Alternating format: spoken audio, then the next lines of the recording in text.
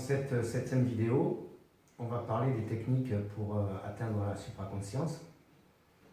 Et après les avoir expérimenté vous-même, ça vous générera peut-être ce phénomène. C'est les techniques de Jean-Paul qu'il a puisé dans le taoïsme, c'est ça?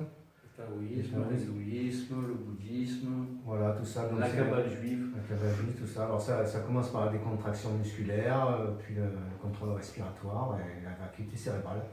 Alors explique-nous Jean-Paul en détail ce processus, parce qu'il fonctionne bien sur toi. Alors déjà je vais t'expliquer que justement ça fonctionne pour moi, mais ça ne veut pas dire que ça peut fonctionner pour quelqu'un d'autre. Je vais délivrer ma recette qui fonctionne pour moi, mais comme tous les êtres sont différents, il faudra peut-être que certains expérimentateurs usent un peu de leur intuition pour trouver le bon chemin. Et puis aussi, je voudrais te dire que la pugnacité, la concentration, ça je ne peux pas leur transmettre. Donc moi je vais donner une recette, mais si il leur manque la pugnacité, s'il leur manque la concentration, c'est normal qu'ils ne trouveront jamais le chemin de l'antéversus. C'est mathématique. Donc on va commencer par le début. Alors, le début, c'est la phase des contractions musculaires. Parce que quand des méditants, les erreurs classiques des méditants quand ils se mettent en Padmasana, donc en position du lotus, c'est de garder des muscles un petit peu dispersés dans le corps, contractés. Et là où on garde le plus de muscles contractés pendant une séance de méditation profonde, c'est le visage. Donc les zygomatiques, des fois, c'est-à-dire, je te donne l'expression de quelqu'un, d'un débutant en méditation profonde. Ah ouais, d'accord. Ce Christ, il croit que ça va l'aider à sa concentration, alors que c'est faux. Il faut avoir vraiment les paupières détendues, les zygomatiques détendues. Il faut même avoir la langue détendue. Donc, par exemple, les taoïstes disent qu'il faut faire le palais de jade. Le palais de jade, c'est la bouche légèrement ouverte et la pointe de la langue sur le palais, sur le haut du palais. Ça va te permettre de déglutir plus facilement quand tu seras en phase cataleptique, parce qu'à un moment donné, ton corps, tu vas descendre à on va dire, une quarantaine de pulsations cardiaques par minute et une respiration minute. Donc quand tu seras dans cet état cataleptique, le fait d'avoir la langue bien placée, ça t'évitera d'avoir la bouche qui s'assèche, tu auras la salive qui va bien circuler. Donc voilà, si tu te lances dans une séance de méditation profonde, le truc, c'est de partir du haut, de la tête, jusqu'aux pieds, et tu vas faire ton checklist comme un pilote. Tu vas voir si tu n'as pas oublié de décontracter tes paupières, tes zygomatiques, les muscles qui entourent les cervicales, les épaules, tu vas descendre, et petit à petit, tu vas lister tous les muscles que tu as dans ton corps. Si tu vois que tu en as gardé un contracté, tu te décontractes lentement. Ça, je vais vite, là, je vais te synthétiser. Ensuite, il y a la phase contrôle respiratoire. Je vais la synthétiser aussi. Après, on arrivera à la phase infrascopique. Parce qu'en fait, pour chaque palier, pour chaque étape de la méditation profonde, en fait, il faudrait une émission entière sur la décontraction musculaire, une émission entière sur le contrôle respiratoire et une émission entière sur la phase infrascopique. Donc, on développera peut-être petit à petit. Alors on va synthétiser, là j'ai parlé de la décontraction musculaire, je vais te parler de la phase contrôle respiratoire. Alors ça se déroule, on va dire que pour réussir une bonne phase de contrôle respiratoire, il faut se préparer 1 heure. C'est pour ça que quand j'entends des gens qui initient des séquences soi-disant supraconscientes ou qui disent qu'ils font de l'astral, quand ils s'assoient en Padmasana et qu'ils se projettent immédiatement, c'est faux. Il y a une préparation en amont qui dure à peu près 50 minutes, 60 minutes, donc on tourne autour de 1 heure. Alors le contrôle respiratoire, ça ne veut pas dire qu'on contrôle sa respiration, il faut presque que ça devienne une seconde nature.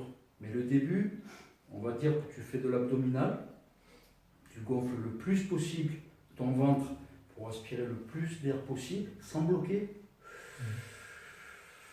Quand tu arrives au claviculaire, c'est-à-dire que l'air commence à arriver au claviculaire, c'est-à-dire que tu as rempli pratiquement tous tes poumons. Quand ça commence à arriver au claviculaire, sans bloquer, tu relâches. Et c'est pareil dans l'autre sens. Il faut que tu ailles expirer le dernier dé à coudre d'air que tu as dans tes poumons. Mais c'est fatigant à faire ça un peu, j'ai essayé, moi je veux dire, c'est pas de tout repos de faire ça. Non, non, t'as pas essayé assez longtemps parce qu'il arrive un passage, c'est physiologique, c'est quand le corps commence à se mettre en prédisposition pour faire une séquence supraconsciente, le corps comprend le rythme de ta respiration, il se calme tout seul. Et ce qui va t'aider, c'est que ton activité neuroélectrique, déjà, elle va commencer un petit peu à descendre, parce que tu te détends obligatoirement. Le rythme cardiaque va commencer à descendre, ta pression artérielle va commencer un peu à augmenter. C'est des trucs de yoga, c'est tout bête. Hein. Donc tu auras une certaine prédisposition déjà hypnagogique, et ça va t'aider à induire une séquence supraconsciente. Donc c'est sûr que si maintenant je te dis que pendant 50 minutes tu vas faire des inspirations profondes et des expirations profondes, il y en a qui se découragent rien qu'à partir de là. Moi je te dis, si tu es pugnace, si tu fais bien ton compte. Moi je vais un petit peu plus vite parce que j'utilise la respiration taoïste, je me sers de mon diaphragme, je fais ce qu'on appelle des respirations inversées, je gagne beaucoup de temps, mais c'est un petit peu plus compliqué à maîtriser, alors que la respiration de yogi, abdominale, elle est nickel. Tu fais tes inspirations profondes, tu respires sans bloquer, tu expulses l'air sans bloquer le plus possible. Tu fais ça pendant 30-40 minutes, tu vas voir que ton corps va se caler sur ton rythme. Tu vas le faire presque instinctivement. Il va arriver à un moment donné, on appelle aussi le fil de soie. C'est-à-dire que au plus ton activité neuroélectrique va descendre, au plus ton rythme cardiaque va descendre aussi.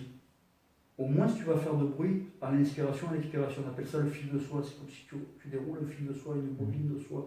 Ça c'est un truc de yogi, c'est à l'oreille. Dès que tu vas entendre que ta respiration fait de moins en moins de bruit, c'est que tu es sur la bonne voie. Bon, ensuite, quand ton corps va passer en mode automatique, ce qui va passer en mode automatique quand tu vas rentrer dans la phase hypnagogique, là tu auras une respiration par minute, c'est ton corps qui va le contrôler. Tu as ton rythme cardiaque qui va descendre à 40 pulsations minute au lieu de 80-90.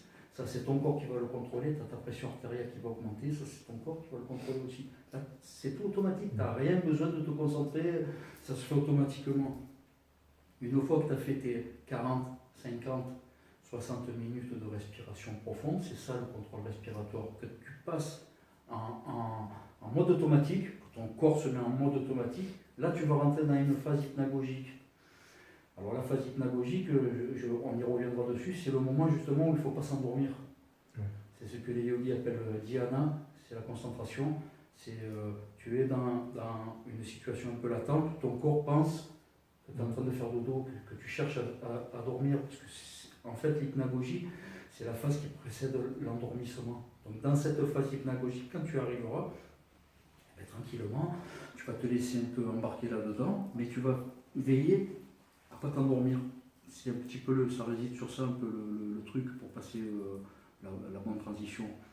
Bon, on a parlé de la décontraction musculaire, on a parlé de la phase respiratoire, on va parler maintenant de la vacuité cérébrale. Alors la vacuité cérébrale, je l'ai mis en dernier parce que c'est le plus important. C'est ce qui est le plus dur à contrôler, à maîtriser. Ça prend des années. Ça prend même toute une vie parce qu'on apprend chaque jour, chaque méditation, on apprend un petit truc en plus qui peut aider. On voit que le placement du diaphragme peut se faire comme ça.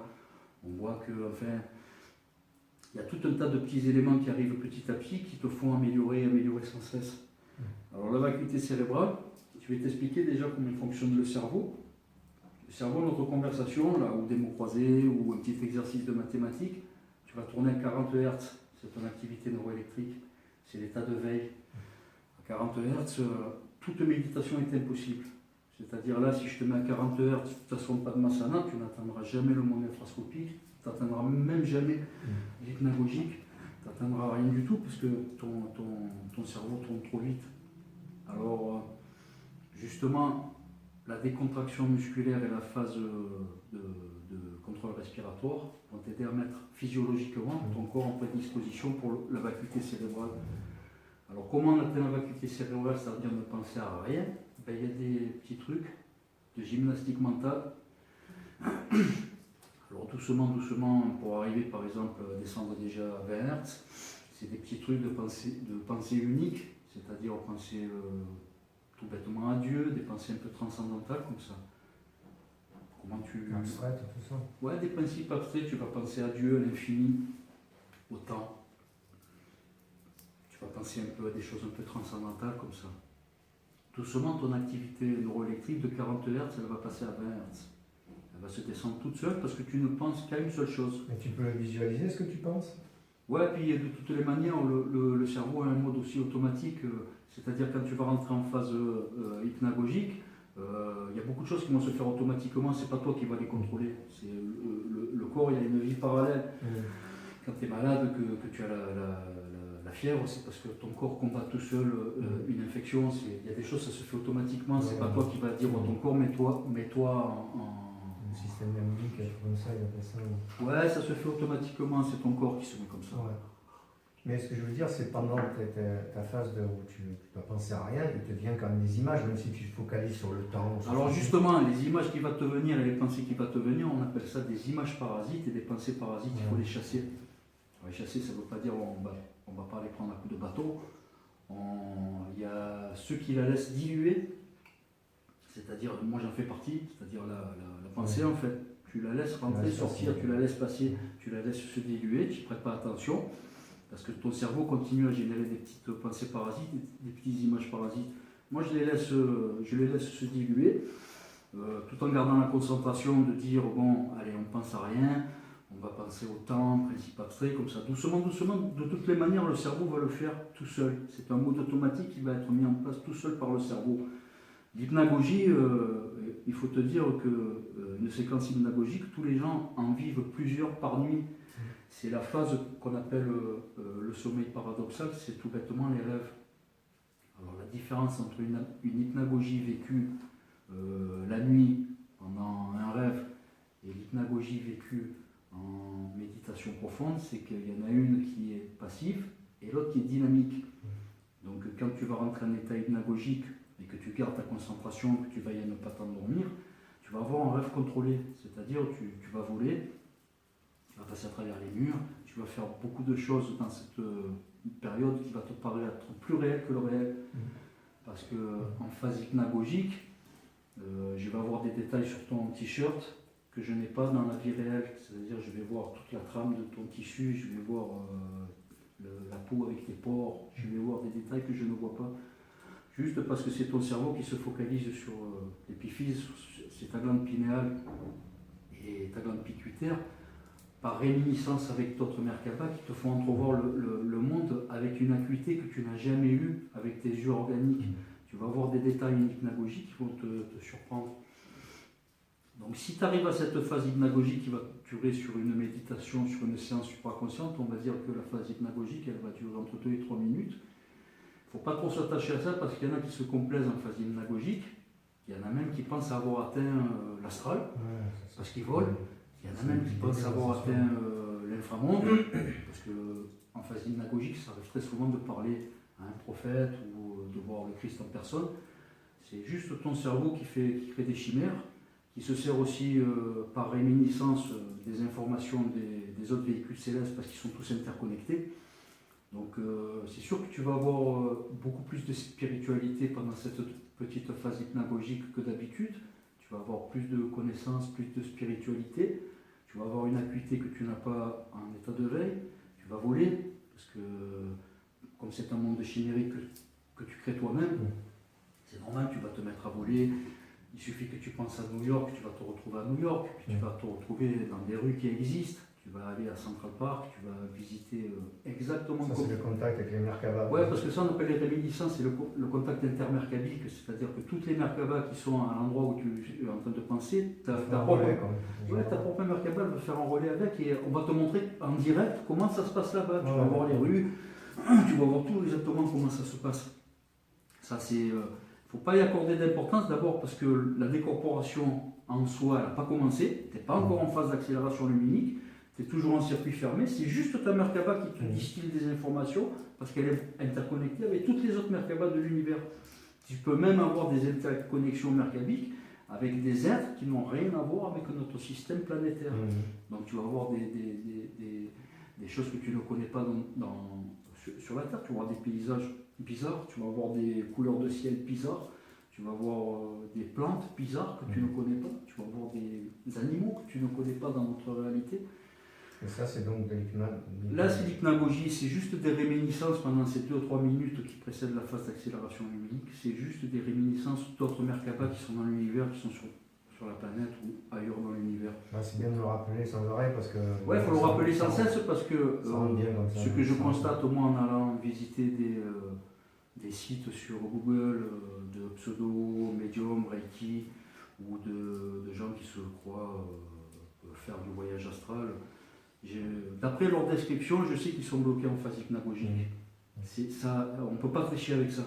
Quand j'étudie leur description point par point de comment ils vivent leur séquence, je te garantis que ces gens-là sont bloqués en phase hypnagogique. Bon, une fois que on reprend comment on y arrive, parce qu'à chaque fois je vais répéter sinon les mêmes choses, je vais te dire que 90% des gens que je vois sur YouTube, c'est pas qu'ils sont de mauvaise foi, c'est pas que c'est des menteurs. Non, ils croient à certaines choses. Ils pensent certaines choses, ils analysent mal le phénomène. Ils pensent que quand ils arrivent en hypnagogie, ils sont arrivés carrément dans l'antéversus. Ils ont vraiment, et il ne se passe rien. C'est juste la phase de prédisposition psychophysiologique, c'est une phase d'induction à la phase d'accélération luminique. Il ne se passe rien sur un circuit fermé. Donc justement, avec la vacuité cérébrale, en diminuant ton activité neuroélectrique le plus bas possible, on va arriver au seuil des 12 Hz. Alors les 12 Hz, c'est juste une mesure pour l'activité électrique qu'il y a dans ton cerveau. On va dire qu'à 12 Hz, les portes du ciel commencent à s'ouvrir. C'est-à-dire que si tu arrives à descendre, on va dire à 14-15 Hz, tu vas rentrer en hypnagogie, tu vas faire un rêve contrôlé. Mais au plus tu vas t'approcher des 11 et 12 Hz, là tu vas rentrer dans la phase d'accélération luminique à proprement parler. C'est-à-dire que ta glande pinéale et ta glande pituitaire vont se mettre en résonance et tu vas te servir de ton canal pranique parce que c'est pas toi qui va accélérer la vitesse de la lumière. C'est une résonance, c'est ta psyché qui va rentrer en résonance et c'est elle qui va accélérer à la vitesse de la lumière. C'est pour ça que moi je ne parle pas d'astral, je parle de phase d'accélération luminique. Alors tu te sers de cette phase d'accélération luminique qui peut durer aussi 2 minutes, 2 minutes et demie. Elle est beaucoup plus brève pour moi par exemple. Beaucoup de supraconscients, ils passent vite maintenant. Moi je ne me complais pas en astral. J'en suis revenu de tout ça, d'explorer un peu l'univers, tout ça j'en suis revenu. Donc on va dire que ça dure 2 minutes, 2 minutes et demie pour un débutant. Parce qu'il faut qu'il traverse le rideau infrascopique après, il faut qu'il dépasse la vitesse de la lumière. Le mur de la lumière, 300 000 km/s, justement pour entrer dans le monde, dans l'antéversus, pour atteindre le tachyonique, il faut dépasser le mur de la lumière. Et bien souvent, les gens qui se complaisent dans cette phase d'accélération luminique qu'on appelle l'astral, ils se plaisent tellement à aller vite, à avoir des sensations de téléportation comme ça, qu'ils en oublient d'aller dans le monde infrascopique. C'est-à-dire, à un moment donné, la ressource qu'ils utilisent de hack s'épuise, leur psyché est réincorporé de suite. C'est-à-dire, ces gens qui se complaisent en phase d'accélération luminique n'atteindront jamais l'antéversus. C'est leur complaisance envers ce phénomène les bridera toujours. Donc, moi, j'apprends à m'en détacher de ça, quelles que soient les visualisations. Alors par contre, ça arrive, même ça arrive fréquemment, comme quand tu prends ce canal pranique, tu n'es pas le seul méditant. Alors, canal pranique, donne-nous un synonyme de ça. Qu'est-ce que ça veut dire exactement ça? Le synonyme du canal pranique, c'est le canal pranique. Il n'y a pas de synonyme au canal pranique. Canal pranique, c'est quand ton véhicule céleste se met en route, qu'il active sa contre-rotation. Bon, il est toujours en route, mais quand on est à l'état de veille, comme ça, 40 Hz, lui, il se met en mode automatique. Il tourne très lentement, il te laisse le contrôle de ce que tu as à faire, de ce que tu as à dire. Par contre, quand tu lui laisses le champ libre, que tu fais ta vacuité cérébrale, c'est lui qui s'empare de ton système cérébrospinal.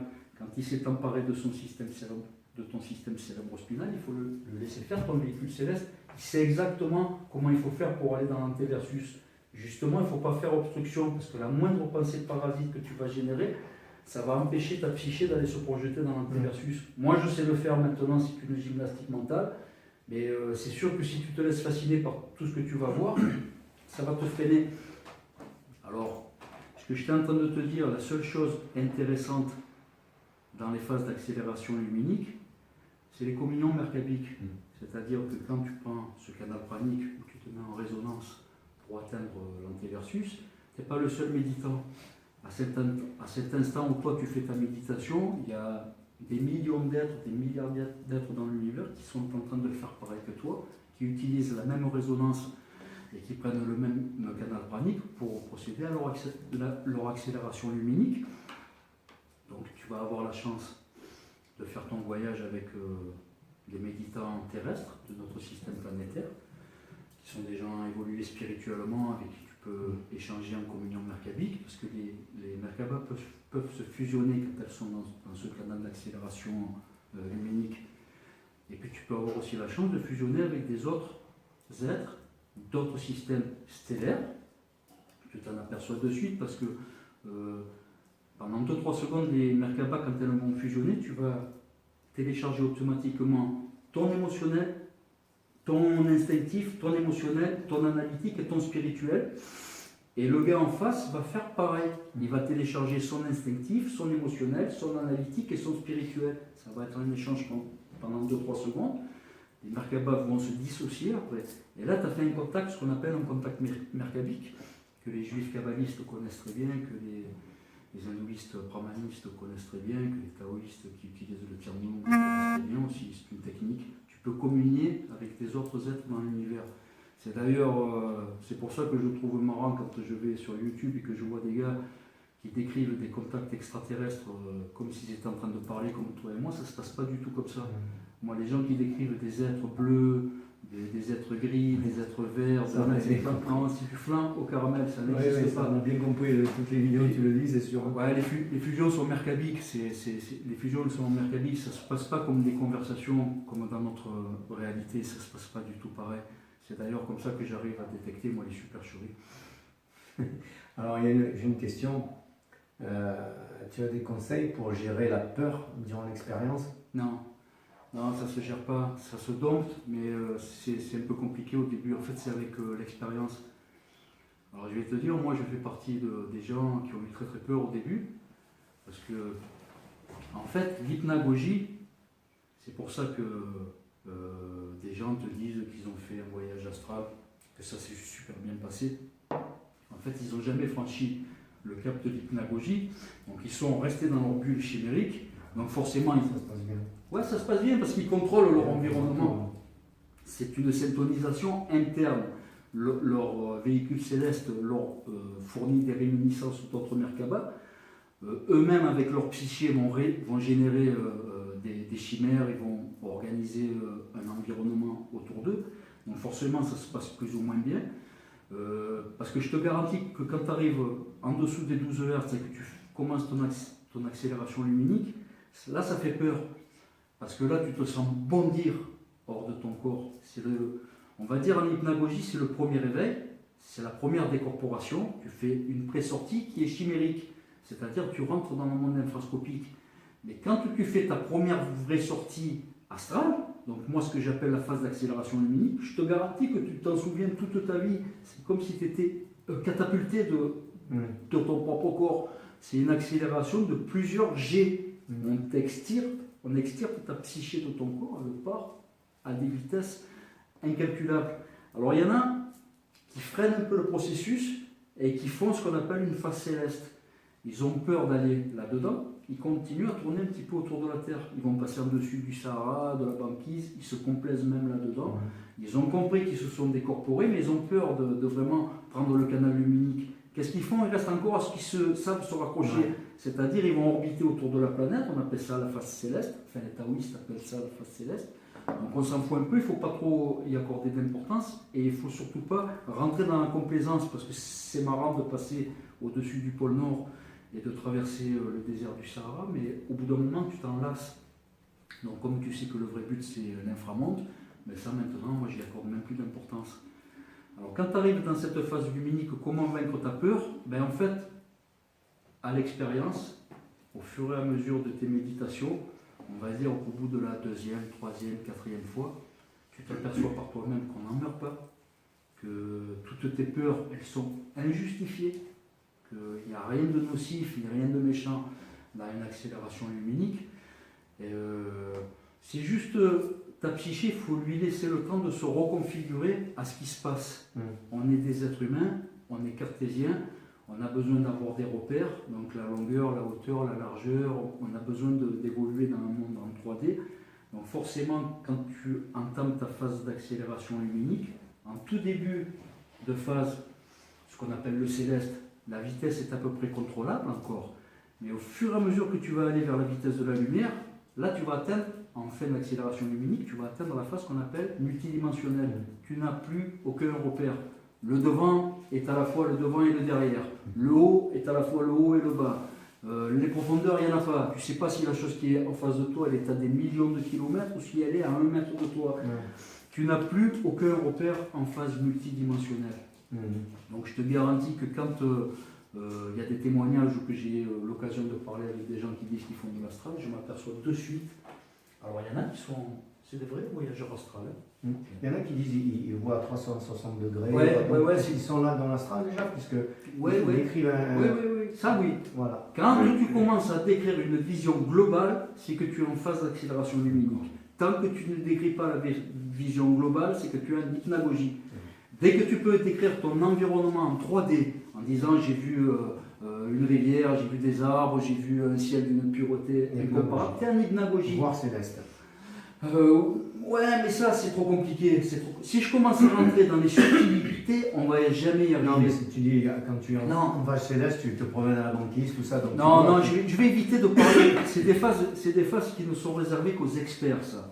Les experts savent identifier la différence qu'il y a à la sortir de l'hypnagogie et avant la phase multidimensionnelle. Il y a des subtilités. Si je commence à rentrer là-dedans, tu vas t'embrouiller le cerveau. On va réduire. On va réduire pour que ce soit accessible à tout le monde. Parce que si je commence à te dire, moi, les subtilités que j'ai apprises au bout de 15 ans, tu ne vas pas les intégrer, ça va t'embrouiller le cerveau. On le dira petit à petit. On le dira petit à petit, parce que les phases intermédiaires, le céleste, ou les phases intermédiaires comme le multidimensionnel, si je commence à t'imbriquer ça dans la tête, tu vas te faire un millimélo, tu vas plus savoir où t'en es pendant ta méditation. Alors on va réduire à 3 phases principales. C'est hypnagogie, phase d'accélération luminique et infrascopique. Les phases intermédiaires, on y reviendra plus tard. Les phases intermédiaires, c'est justement des phases qui embobinent un peu ton cerveau. C'est-à-dire, au sortir de ta phase hypnagogique, il va se passer des choses. Tu n'es pas encore en accélération luminique, c'est la phase transitoire où il va se passer quelque chose. Si je commence à te décrire point par point tout ce qui se passe là, tu vas rien comprendre. On en reparlera à la fin, les phases intermédiaires. Voilà, les phases intermédiaires, je t'apprendrai à les disséquer à la fin. C'est juste pour un curseur personnel pour savoir à quel moment tu finis l'hypnagogie et à quel moment tu démarres vraiment ta phase d'accélération luminique. Il y a des petits curseurs, il y a des petits trucs à savoir, on les dira petit à petit. Là, on va rester cadré sur 3 étapes. C'est l'hypnagogie, le luminique, l'infrascopique. Et je te garantis que si des gens arrivent déjà à faire des petits départs luminiques, moi j'aurais gagné mon pari. Ça veut dire que j'aurais déjà conduit des méditants en phase d'accélération luminique. Si les gars me disent j'ai eu peur, comment on peut contrôler ça, moi je leur dirais qu'il ne faut pas avoir peur, que personne n'en est jamais mort, et que c'est un bon début, et que s'ils en arrivent là, ils auront, je pense, beaucoup de chance de traverser le rideau infrascopique et d'aller dans l'interversus, parce que c'est le but de la manœuvre. Alors moi, écoute, justement, je t'ai dit tout ça la dernière fois, il y a 3 jours. C'est la première fois que je contrôlais un rêve. Là, tu me l'as dit. C'est la première fois que j'étais dans un rêve lucide où je contrôlais tout. Jusqu'à un moment donné où j'ai pris la décision de m'envoler. Puisque je contrôle, je savais que je rêvais. Et à ce moment-là, je suis parti dans un tourbillon et ça s'est arrêté. Mais j'ai pas eu peur du tout parce que je savais déjà de quoi il en retournait. C'est vachement bien pour ça de faire ces vidéos parce que les gens qui vont pratiquer ça, et si jamais ils s'envoient dans une accélération, comme tu dis, ils sauront qu'il y a des trucs qui ne sont pas normaux, il ne faut pas en avoir peur. Non, il ne faut pas avoir peur. Donc voilà, moi, j'avais pas peur du tout. Ça s'est arrêté parce que je me suis réveillé. Alors, tu parles de quelque chose, j'ai vu sur les commentaires sur une des vidéos qu'on avait postées, il y a une méditante qui s'appelle Julia, elle se reconnaîtra, qui me parle aussi des effets spirales, des tourbillons. Alors, ce que vous avez ressenti, toi et elle, c'est la contrarotation de votre véhicule céleste. Mais je ne l'ai pas vu, par contre. Non, mais tu le verras plus tard. Dès que tu commences à sentir autour de toi de la rotation, dès que tu commences à avoir des petites lumières qu'on appelle les tiglés, qui sont caractéristiques, qui n'ont rien à voir avec les phosphènes, avec la persistance rétinienne, c'est-à-dire les tiglés, c'est caractéristique. Dès que tu commences à les voir apparaître, tu comprendras que ça n'a rien à voir avec des phosphènes. Ben, moi, je vais te dire que c'est bon signe. Je vais te dire, comme j'ai dit à Julien, c'est bon signe parce que tu as eu les prémices d'un contact mercabique, c'est-à-dire tu commences à faire connaissance avec ton véhicule céleste.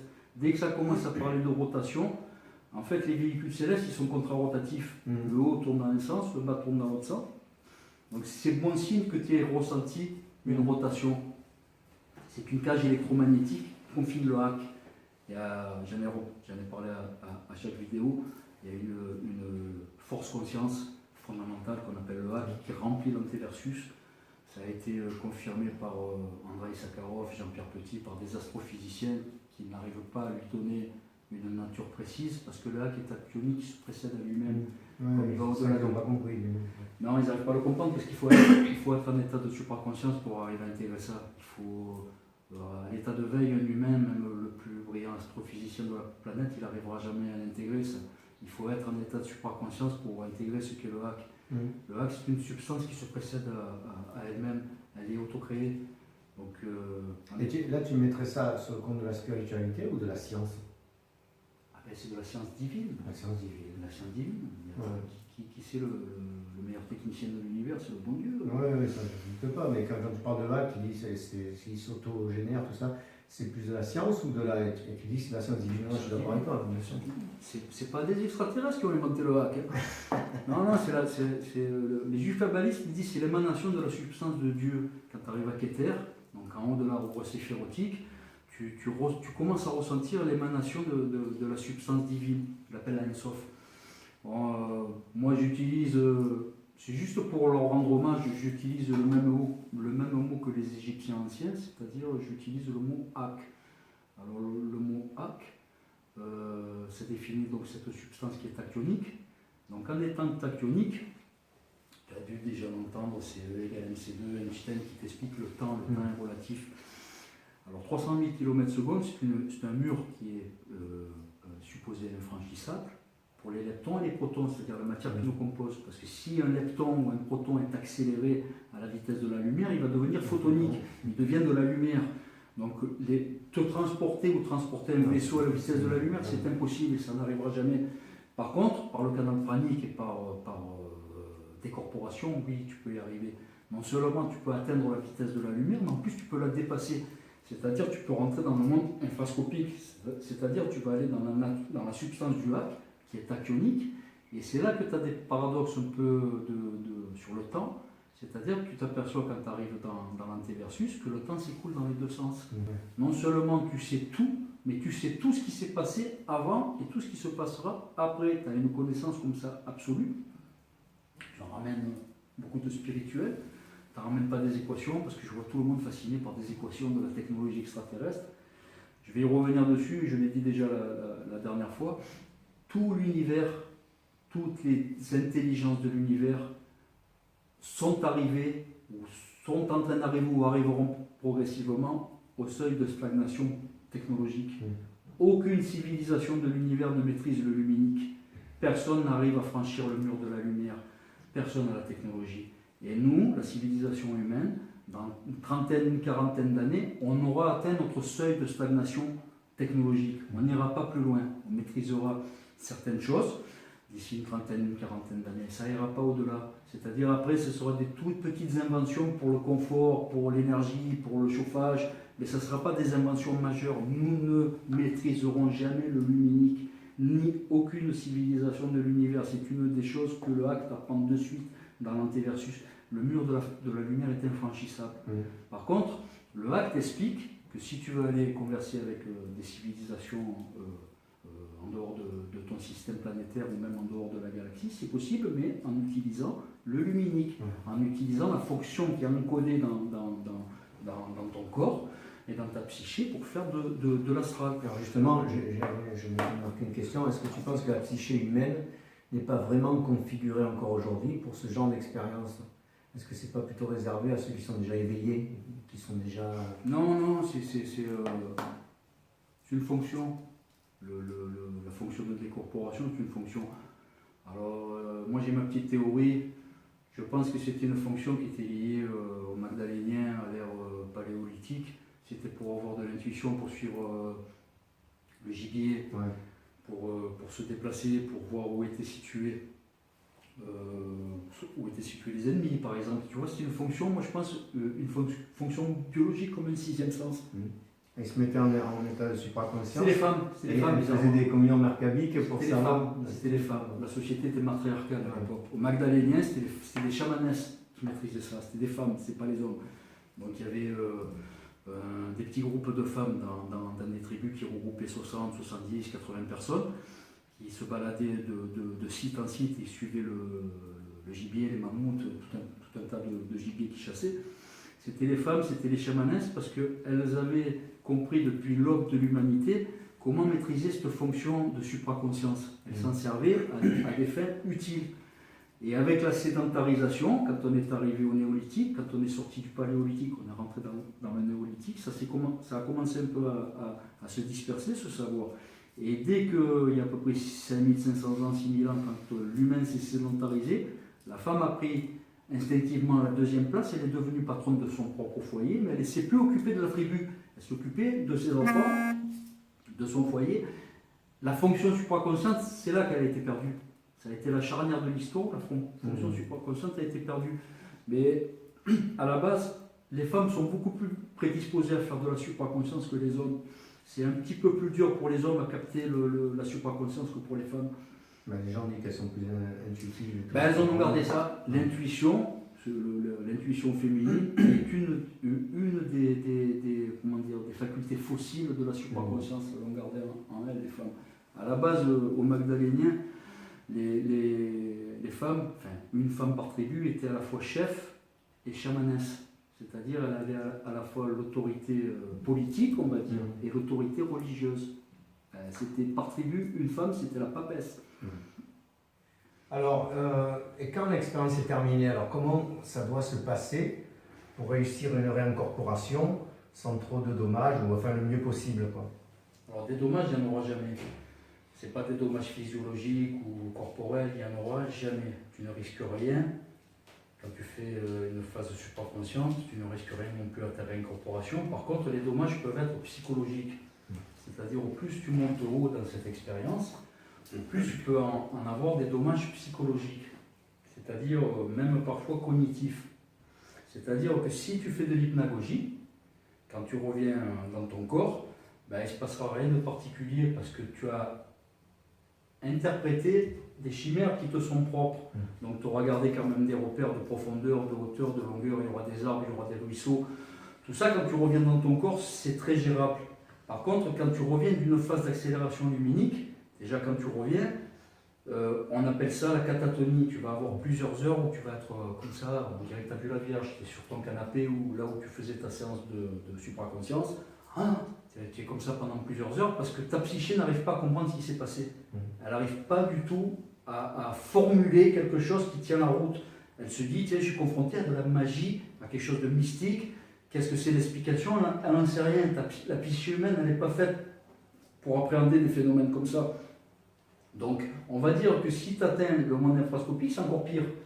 Alors, une des choses qui peut t'arriver quand tu reviens de l'antéversus, ça fera un supraconscient sur 100, c'est le syndrome christique. Il y en a qui se prennent pour le Christ, tout bêtement. Il y en a qui reviennent de l'inframonde, ils se disent, tiens, j'ai eu un contact avec Dieu, donc je suis le Fils de Dieu.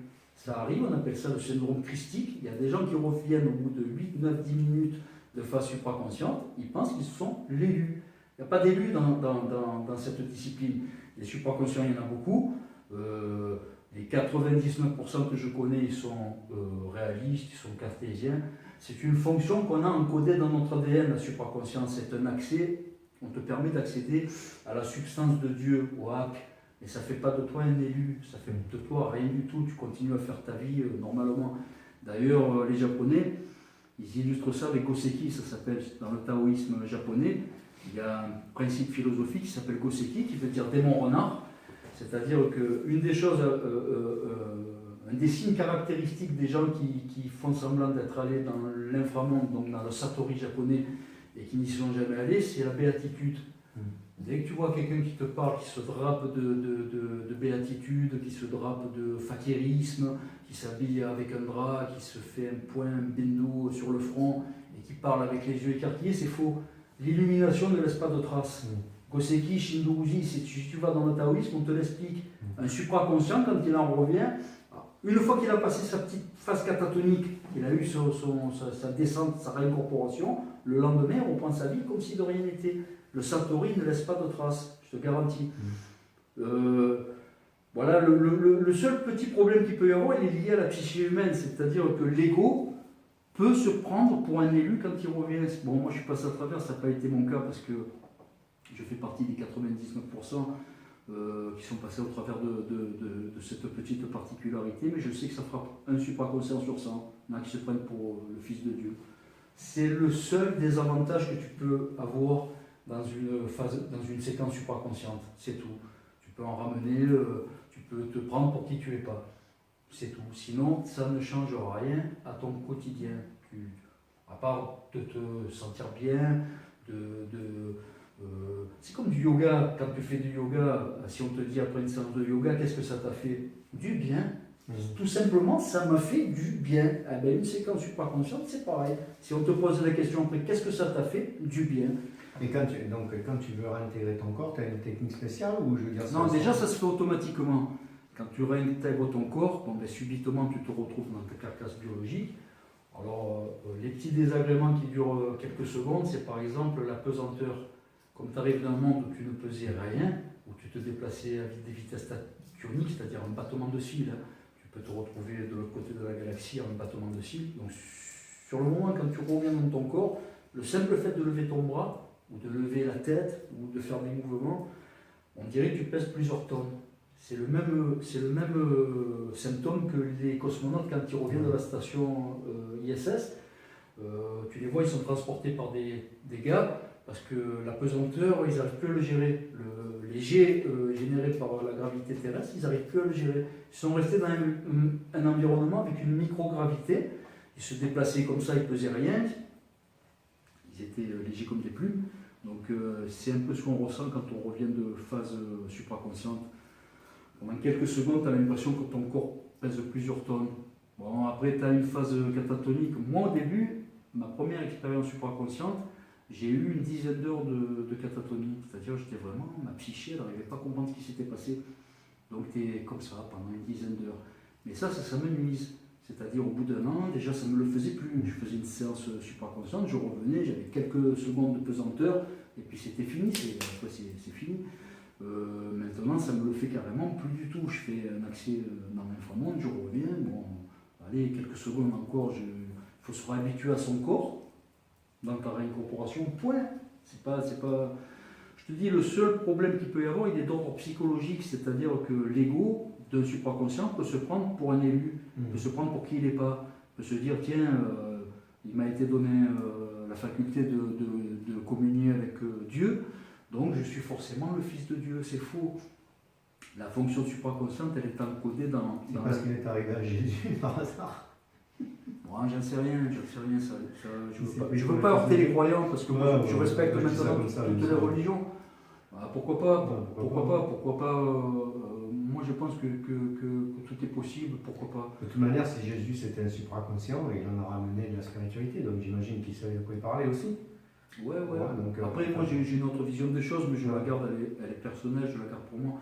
J'évoque, je ne sais pas si tu as remarqué, j'évoque à chaque fois des séquences supraconscientes, j'évite un peu de rentrer dans le religieux quand même. J'ai étudié toutes les religions parce que quand tu fais une phase supraconsciente, il te vient une soif de savoir si ce phénomène a été retranscrit dans telle ou telle religion. Donc je suis allé chercher dans le taoïsme, je l'ai trouvé, la supraconscience elle est traitée. Je l'ai cherché dans le bouddhisme, je l'ai trouvé, elle est traitée aussi, dans l'hindouisme aussi, dans la kabbale juive aussi c'est traité. C'est sûr que si tu vas chercher la supraconscience chez les chrétiens, c'est infime. Ils en parlent, mais vraiment, on va te décrire par exemple Saint Jean, il va te décrire la Jérusalem céleste, te décrire le Merkaba.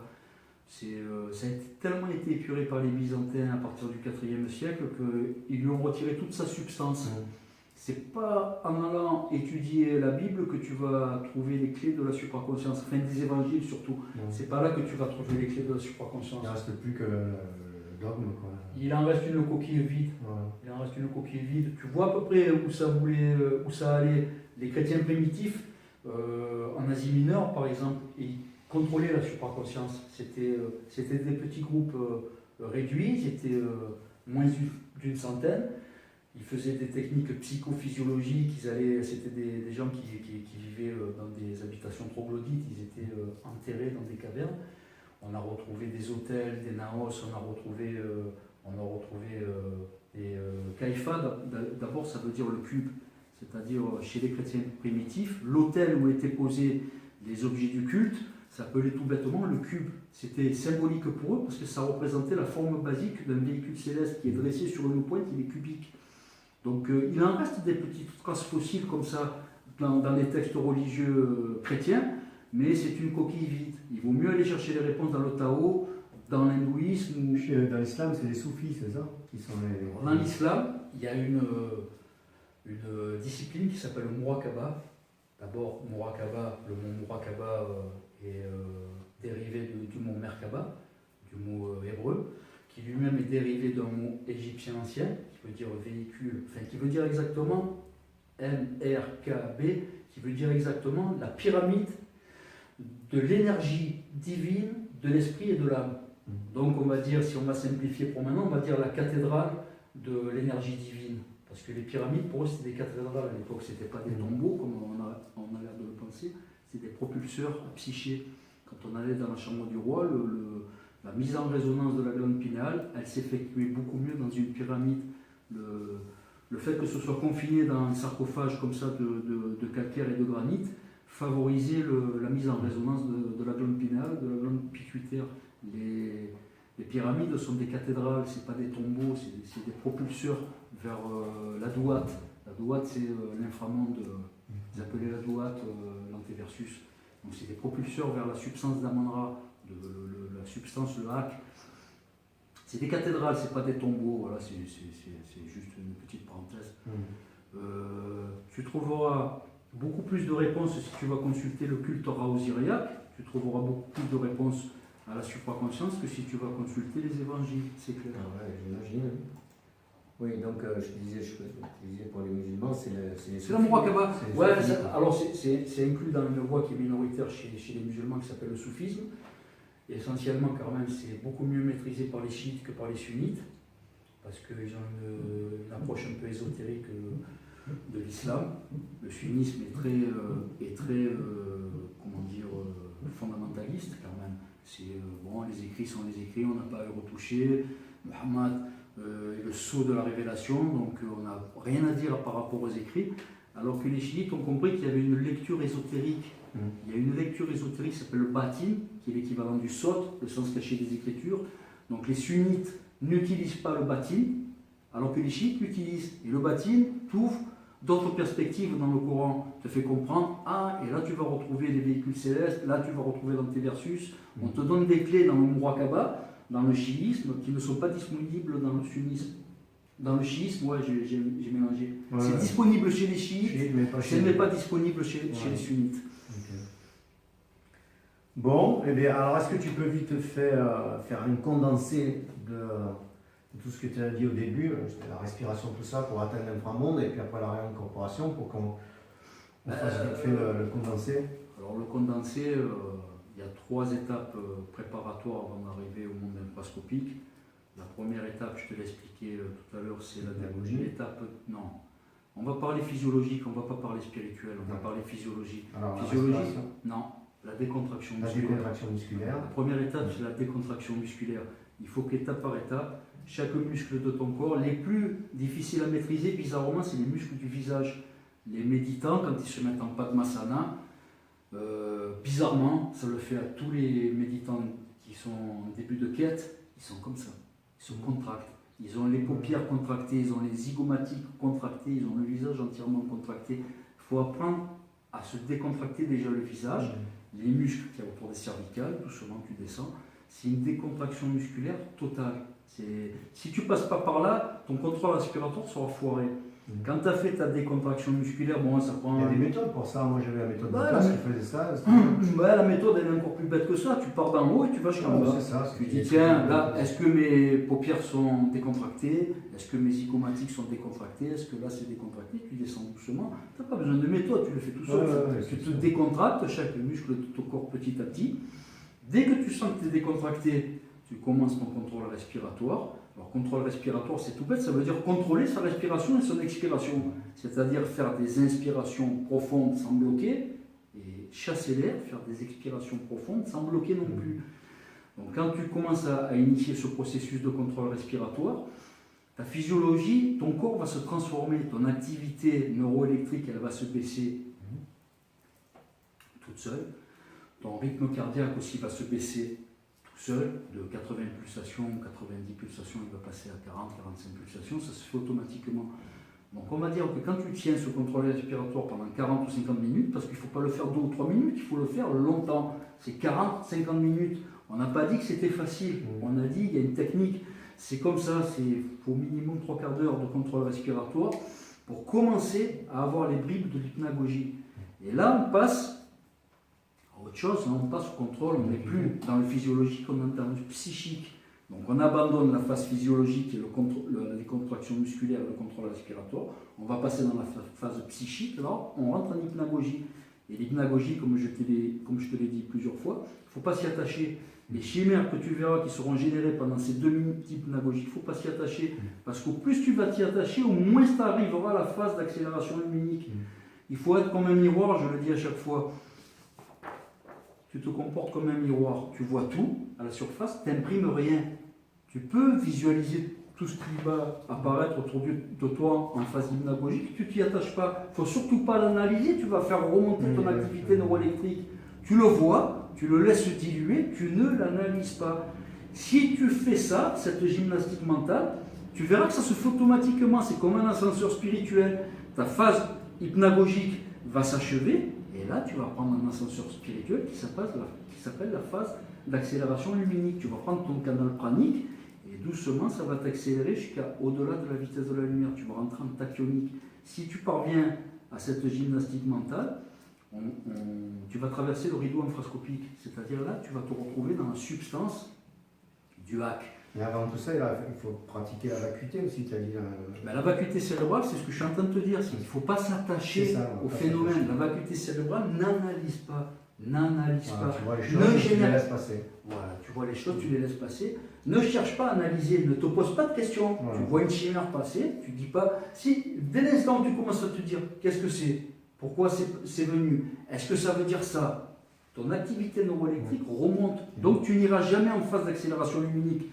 Toutes tes chimères que tu vois en hypnagogie, la vacuité cérébrale, ça veut dire ne les analyse pas. Laisse-les traverser comme un miroir. Tu les laisses en surface de toi, tu ne les fais pas rentrer, tu ne les analyses pas, tu ne cherches pas à savoir le pourquoi du comment. Et si cette gymnastique, c'est ça la vacuité cérébrale. Si cette gymnastique mentale, tu arrives à l'appliquer, je te garantis que la phase d'accélération luminique, elle est automatique. Ce n'est pas toi qui la déclenche, c'est un ascenseur spirituel qui se fait tout seul. Alors, je te l'ai déjà expliqué, il y a des petits trucs qui sont hérités du taoïsme, ou de l'hindouisme ou du bouddhisme, c'est la pensée transcendantale. Donc pour éviter de se laisser un peu hypnotiser par tous ces phénomènes liés à la phase hypnagogique, tu te concentres par exemple sur l'infini. Tu essaies dans ton esprit à repousser les frontières de l'univers le plus loin possible. Ou le temps. Comment le temps a débuté? Est-ce que le temps, puisqu'on dit que c'est l'espace-temps, comment ça peut être lié le temps avec de l'espace? En te concentrant sur une pensée transcendantale, déjà, tu vas amenuiser ton activité neuroélectrique parce que tu vas penser à une seule chose. Cette chose, après, cette chose unique, tu vas la diluer. Quand ton hypnagogie est sur le point de se finir, toutes ces chimères qui vont être créées dans la phase hypnagogique, quand elles vont commencer à se diluer, tu verras que ça se fait automatiquement. La phase d'accélération luminique, bon, c'est vrai que c'est un petit peu impressionnant au début, ça, j'ai pas la recette pour vaincre ça. Il y a une peur qui est liée à la psyché humaine. On n'est pas configuré pour sortir de notre propre corps. C'est sûr que ça fait peur. Donc moi, ça m'a fait peur comme à tous les méditants.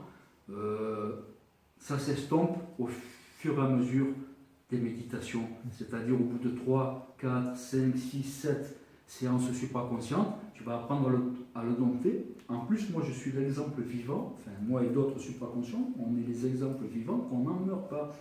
C'est pas parce que tu fais une phase infrascopique que tu traverses l'antéversus, quand tu en reviens, tu n'en meurs pas. Je veux dire, personne n'est mort en phase supraconsciente. Donc tu peux y aller. Le seul écueil, c'est cette phase hypnagogique. Cette phase où tu vas voler, où tu vas passer à travers les murs, où tu vas penser que tu es capable de faire beaucoup de prodiges, grâce aux réminiscences mercabiques, à l'interconnexion de tous les véhicules célestes, tu vas avoir accès à un certain savoir. Donc il y a des gens qui se complaisent en phase hypnagogique, qui pensent qu'ils sont arrivés quelque part. Ouais, c'est sûr. Ils sont arrivés nulle part, c'est une phase qui dure 2-3 minutes, il faut l'évacuer comme un miroir. Tu vois tout, tu n'imprimes rien. Et tu verras qu'à un moment donné, ça se fait automatiquement. Tu vas prendre cet ascenseur spirituel qui va durer encore 1 minute et demie, 2 minutes, qui va te propulser en phase d'accélération luminique. Et quand tu vas arriver à la vitesse de la lumière, alors déjà ton environnement va se reconfigurer. Tu vas voir que Einstein avait raison, l'univers est courbe. Donc au plus tu t'approches de la vitesse de la lumière, au plus ton environnement va devenir courbe. Jusqu'à un moment donné, pour franchir le rideau infrascopique, non seulement il est courbe, mais il devient en spirale. Et puis tu vas t'enrouler sur toi-même, ta psyché va s'enrouler sur toi-même pour se comprimer dans l'infiniment petit. Parce que la substance du HAC, elle habite les atomes, elle est dans les quarks. Elle n'habite pas, la substance, le HAC, il n'habite pas dans l'infiniment grand, il habite dans l'infiniment petit. Alors tu peux par contre te servir de l'infiniment grand pour l'atteindre. Tu peux passer par ce que les gens appellent des phases astrales, te propulser, le canal pranique, propulser ta psyché et passer par les trous noirs, c'est-à-dire les moyeux galactiques. Tu peux t'en servir pour te recomprimer dans ce serpentin qui va te comprimer dans l'infiniment petit. Tu vas être propulsé dans l'infiniment petit, tu vas rentrer dans la substance du HAC. C'est comme ça qu'on traverse l'inframonde. Ou tu t'en sers par l'infiniment grand, tu te sers des ogres, des moyeux galactiques que sont les trous noirs. C'est Taos ça qui dit ça. Ouais, moi j'ai la voix taoïste, je prends cette voix. Par exemple, les juifs kabbalistes, Yordaï Merkaba, un conducteur de char céleste, ils disent descendre vers la Merkaba, parce qu'ils se servent de l'infiniment petit. C'est-à-dire, si tu compares un jour un diagramme taoïste et un diagramme juif kabbaliste, l'arbre séphirotique ou les creuser, il suffit de les retourner. Tu verras que les uns vont vers l'infiniment petit, les juifs kabbalistes, et les taoïstes se servent de l'infiniment grand. Il y a les juifs kabbalistes qui passent par le vide interstitiel subatomique, c'est-à-dire l'espace qui est situé entre le proton et son électron, Turiya, le vide interstitiel. Et les taoïstes se servent de l'autre voie, c'est-à-dire ils passent par le Turiya qui est dans les trous noirs. C'est pareil, ça mène au même endroit, parce que comme je l'ai expliqué dans la dernière vidéo, l'univers est replié sur lui-même fractalement, c'est une fractale, c'est-à-dire la frontière entre l'infiniment petit et l'infiniment grand, elle est mince. Ouais, on l'a dit dans une vidéo. Ouais, on l'a dit, il se jouxte. Donc tu peux ou utiliser la méthode taoïste, qui est aussi la méthode hindouiste et la méthode bouddhiste, c'est-à-dire se servir de l'espace, de l'infiniment grand. Les juifs kabbalistes vont droit au but. Ils ont l'arbre séphirotique qui les conduit de Malkout à Keter, qui passe de 11 Hz à 1 Hz, aux portes de la mort cérébrale. Alors on n'en meurt pas, je le redis encore une fois, c'est pas parce que tu descends ton activité neuroélectrique à 1 Hz que tu vas mourir. Pour un neurobiologiste, il va te dire oh là là, c'est la mort cérébrale, vous jouez avec votre santé, c'est faux. Quand tu atteins le rideau infrascopique, le corps va se défendre contre une mort assurée. Il va se défendre contre la mort cérébrale, il va remonter doucement l'activité neuroélectrique, il va remonter ton rythme cardiaque, il va refaire partir tes respirations. Tu vas te remettre à l'état de veille, tu vas remonter à 40 Hz, tu vas repasser à 80 pulsations minutes ton cœur, c'est-à-dire on n'en meurt pas d'une phase infrascopique. Le corps se défend tout seul contre une mort assurée. Sinon tu serais mort tous les jours. Sinon, moi, je serais mort des milliers de fois, parce que j'y vais fréquemment, moi, dans l'antéversus. Ça fait un moment que je serais mort, sinon. Non, on risque rien, je te garantis. C'est un bain spirituel, on n'en risque rien. Tu ramènes que du bon, de la spiritualité, tu ramènes beaucoup de choses, tu ramènes... Alors par contre aussi, je vais t'expliquer sur la phase hypnagogique, ce que les gens appellent bas astral, où ils voient des démons, ce sont des chimères. Alors en phase hypnagogique, si tu as eu une journée où tu as été contrarié, si tu as eu des soucis, ou si tu t'es disputé avec ta compagne, ou si tu as eu des tracas avec ton travail, ou peu importe, je ne te conseille pas de faire une séquence supraconsciente, parce que, alors les gens disent bas astral, ça n'existe pas, il n'y a pas de bas astral, astral, Oui, haut astral. c'est pas des lieux, quoi, c'est pas géographique. Non, ça n'existe pas. Ce qu'ils appellent bas astral, les gens qui se lancent dans des méditations profondes, c'est des phases hypnagogiques démoniaques, c'est-à-dire c'est la psyché du méditant qui génère, quoi. Ouais, qui va générer des démons, ils vont voir des choses pas belles. S'ils font une phase d'accélération luminique, ça va être pire encore. Il ne faut pas y aller. Quand tu es mal dans ta peau, ne cherche pas à faire une méditation profonde forcenée. Il vaut mieux que tu diffères au lendemain ou 2 jours après. On fait une séquence supraconsciente quand on est bien dans sa peau. On la prépare en amont. Il y a 10-15 minutes de décontraction musculaire. Il y a 40-50 minutes de contrôle respiratoire. Et après, comme je te l'ai déjà expliqué, la séquence supraconsciente, elle dure pas longtemps. C'est entre 8 et 12 minutes. Par contre, comme le temps est différent quand tu passes en mode tatonique, tu as l'impression que ça dure plusieurs heures. Quand tu en reviens, tu vas consulter ta montre ou ton téléphone, tu vas dire, mince, il s'est passé que 8 minutes. Alors que le temps que tu auras passé en séquence supraconsciente, toi, tu vas penser que ça a duré plusieurs heures. Donc, alors je le redis encore, décontraction, 10-15 minutes de décontraction musculaire. Contrôle respiratoire, 40-50 minutes, il faut se donner les moyens, ça ne vient pas comme ça. La phase hypnagogique et la phase d'accélération luminique, il faut se donner les moyens de l'atteindre. Une fois que tu as fait ton travail de décontraction musculaire et ton contrôle respiratoire, tu as une chance sur 2 de rentrer dans une séquence supraconsciente. Si tu n'y arrives pas la première fois, tu y arriveras la deuxième ou la troisième fois. C'est encodé dans notre ADN. Ce n'est pas une faculté qui m'est propre ou qui est propre au supraconscient, c'est propre à tous les êtres humains. Si tu n'y arrives pas, c'est que tu n'as pas fait preuve de pugnacité et de concentration, c'est tout. La faute, elle revient à toi. C'est pas que la méthode elle ne marche pas ou c'est pas que ça n'existe pas, c'est que c'est toi qui ne t'es pas donné les moyens. Si tu te donnes les moyens, tu arriveras comme tous ceux qui ont pris ce chemin. C'est ouvert à tout le monde. Bon. Un dernier conseil, donc tu dis que ceux qui ne sont pas bien dans leur tête ou je veux dire, ils ont des problèmes dans la vie, qu'ils ne fassent pas ça pour s'échapper, quoi, je veux dire, à la limite. Non, mais de toute façon, si tu n'es pas bien dans ta tête, tu n'y arriveras jamais. Il vaut mieux éviter de le faire. Bah, déjà, ouais, puis c'est même pas que tu vas t'en apercevoir vite parce que tu vas faire des hypnagogies démoniaques, tu vas voir des démons, ça va te faire machine arrière. Tu vas penser que tu as atteint un monde démoniaque que les gens appellent bas astral, ça n'existe pas, c'est juste ta psyché qui n'est pas faite ce soir-là pour y aller. Ça ne veut pas dire que le lundi tu échoues, ça ne veut pas dire que tu vas échouer toute ta vie, ça veut dire que peut-être le mercredi ou le jeudi tu vas être bien dans ta peau et là tu vas réussir. Il ne faut pas, quand tu es mal dans ta peau, quand tu as eu une mauvaise journée, ne cherche pas à initier une séquence supraconsciente. C'est pas bon, on ne le fait pas. On le fait quand on est bien, quand on a eu une bonne journée, qu'on est bien dans sa peau. Tu te fais 10-15 minutes de décontraction musculaire, en partant par le haut, en descendant jusqu'en bas, comme je t'ai expliqué. Tu te fais 40-50 minutes de contrôle respiratoire, et après tu auras une chance sur 2 de faire une séquence de 8, 9, 10 minutes supraconsciente.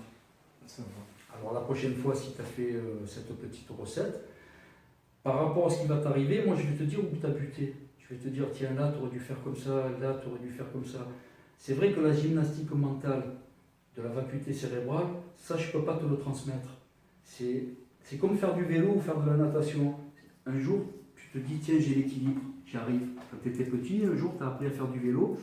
Comment tu as fait pour tenir l'équilibre? Tu ne le sais même pas, toi. Tu arrives.